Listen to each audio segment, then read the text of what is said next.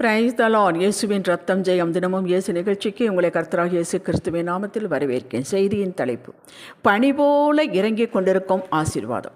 ஆதார வசனம் உபாகம் 33:16. முச்செடியில் எழுந்து அறிஞரவரின் தயை யோசேப்புடைய சிரசின் மேலும் தன் சகோதரர் விசேஷத்தினுடைய உச்சந்தலையின் மேலும் வருவதாக. ஆசீர்வதிக்கப்பட்ட ஜனமே, வேதத்தில் யாருக்கோ எத்தனை ஆயிரம் ஆண்டுகளுக்கு முன்போ எந்த சூழ்நிலையிலோ வாக்கு கொடுக்கப்பட்டிருந்தாலும் அதே வாக்கு எந்த காலத்திற்கும் யாவருக்கும் எக்காலத்திற்கும் அது உரியது. அப்போஸ்தலர் 2:39 பரிசுத்த ஆவியானவர் பேதுருவின் மூலமாக பேசுகிறார். வாக்குத்தத்தமானது உங்களுக்கும் உங்கள் பிள்ளைகளுக்கும் நம்முடைய தேவனாகிய கர்த்தர் வரவழைக்கும் தூரத்தில் யாவருக்கும் உண்டாயிருக்கிறது. கேட்டீர்களா? சரிங்களா? மேலே சொன்ன வாக்கில் யோசேப்பு என்ற இடத்தில் அவரவர் தங்கள் பெயரை இட்டு வாக்கை சுதந்திரித்துக் கொள்ளுங்கள். இந்த வாக்கு மிகவும் விசேஷமானது. எப்படி என்றால், ஆதியாகமம் 49:26 யாக்கோபு தன் 12 மகன்களை ஆசீர்வதிக்கும் போது யோசேப்பிற்கு இந்த வாக்கை கொடுத்தார். மோசே உபாகம் 33 அதே கோத்திரப்பிதாக்களினுடைய வம்சங்களை மக்களை ஆசீர்வதிக்கும் போது யாக்கோபு சொன்னதையே எல்லாருக்கும் சொல்லவில்லை. ஆனால் யோசேப்பிற்கு மட்டும் அதை உறுதிப்படுத்த அதே வாக்கை உறுதிப்படுத்துகிறார். இதன் மேன்மை வித்தியாசமானது. யாக்கோபை கொடுத்ததை காட்டிலும் சிறந்தது இருக்க முடியாது. ஆகிலும் மோசே சொல்லுகிறான். இரண்டாவது காரணம், முச்செடியில் எழுந்திருன தரிசனம் கொடுத்தது மோசேக்குத்தான். ஆண்டவர் அதில் தான் தரிசனம் கொடுத்தார்.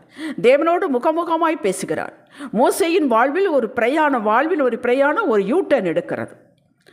அவரது தயை மோசேயின் மேல் இறங்கினதனால் அவன் வரலாற்றில் சம்பவத்து இராததும் இனிமேல் சம்பவிக்க போகிறதும் இல்லாதமான அற்புதங்கள் அடையாளங்களை செய்தார்.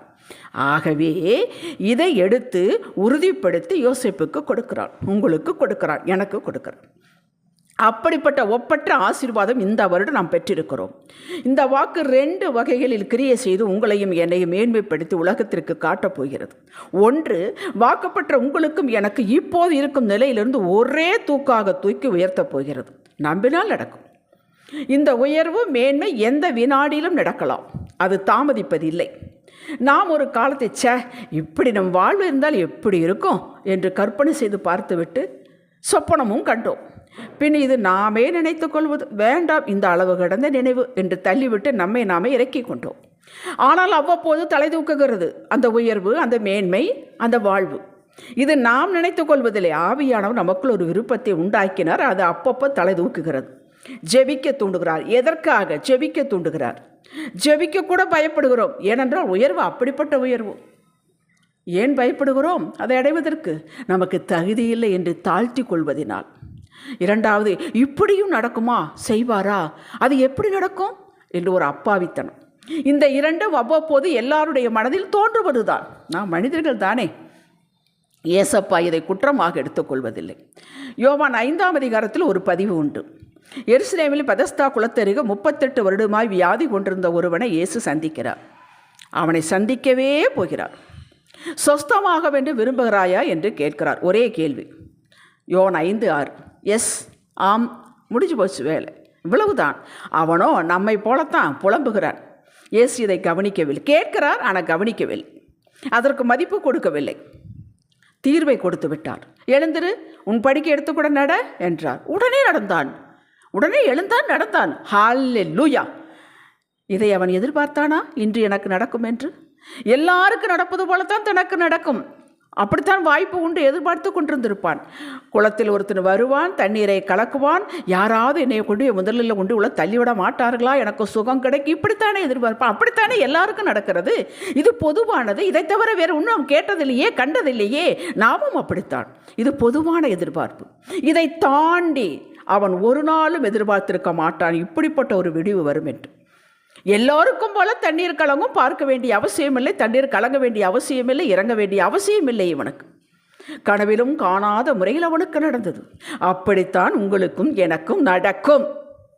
இப்படியும் ஆசீர்வதிக்க முடியுமா என்று ஆச்சரியப்படும் வகையில் தேவ தயை நம்மேல் இறங்கி கொண்டிருக்கிறார். அது செய்து முடிக்கும். ரிசல்ட்டை மட்டும் சொல்லி எதிர்பாருங்கள். ப்ராசஸை நீங்கள் கற்பனை செய்ய முடியாது. ரெண்டாவது, உதவி செய்ய வேண்டும், கொடுக்க வேண்டும் ஆசை நமக்கு உண்டு. இது நிறைவேற வாய்ப்பே இல்லை, நம்ம பொழப்பே திண்டாட்டமாக இருக்கிறது என்று மனதிற்குள்ளேயே அந்த நற்கிரியில் செய்ய முடியாமல் ஏக்கத்தோடு இருக்கும் அனைவருக்கும் ஜீவ ரட்சணை செய்யும் அளவிற்கு, அதாவது கொஞ்சம் நஞ்சமல்லங்க, ஒருவருக்கு பிஸ்னஸ் ஆரம்பித்து கொடுக்க உங்களால் முடியும்.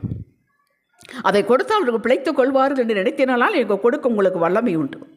வழி இல்லாமல் தவித்து கொண்டு ஒரு நபர்களுக்கு திருமணம் செய்து வைக்க உங்களால் முடியும். நன்றாக படிக்கக்கூடிய பிள்ளை படிக்க வாய்ப்பே இல்லைன்னா படிக்க வைக்க உங்களால் முடியும்.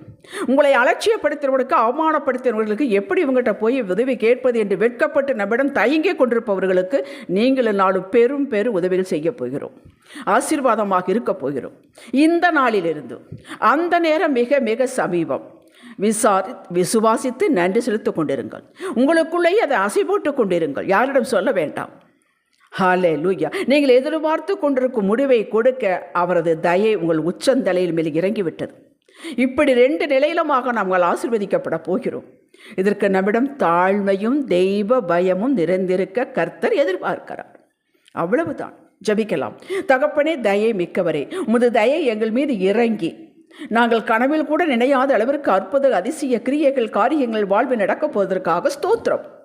மலையளவு மகிமையான கிரியைகள் எங்கள் வாழ்வில் நடந்தாலும் நாங்கள் மிகவும் தாழ்மையோடும் உங்களுக்கு பயப்படும் பயத்தோடும் உங்களுக்கு மகிமையை செலுத்தி எளிமையோடு, ஆவியில் எளிமையோடு வாழ கிருபை தாருங்கப்பா. எங்கள் மேல் இரக்கம் வையுங்கப்பா. இயேசுவே நாமத்தில் பிதாவே. இன்றைய சிந்தனைக்கு எதிர்பாராத காரியங்கள் எதிர்பாராத நேரத்தில் எதிர்பாராத விதத்தில் எனக்கு நடக்கும். அதை நான் இன்றிலிருந்து எதிர்பார்ப்பேன். இயேசு செய்து முடிப்பார். ஆமேன். ஹல்லேலூயா.